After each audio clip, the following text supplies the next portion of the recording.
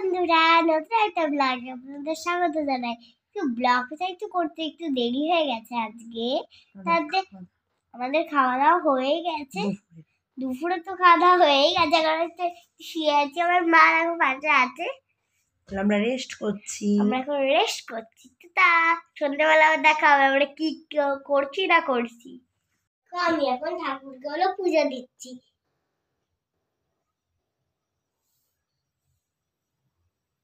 Guys দেখো, আমি সন্ধ্যের টিফিন খাচ্ছি, মানে চাউমিন। দেখো ব্রোকলি দেয়া, মানে আলু ডিম অনেক কিছুই দেয়া আছে। জানো তো গাইস, দেখো আমরা পড়তে বসেছি।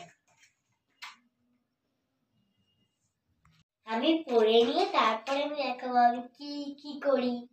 দেখো আমি এখন রান্না বাতি নিয়ে খেলছি।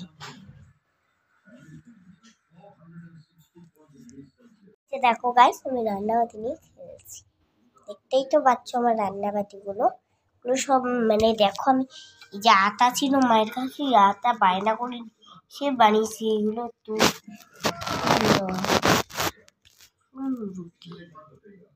গাইস আমার মা রুটি বেলছে, এই যে মা টাকা শিখেছি, কালকে আবার স্কুল যেতে হবে না, তার জন্য।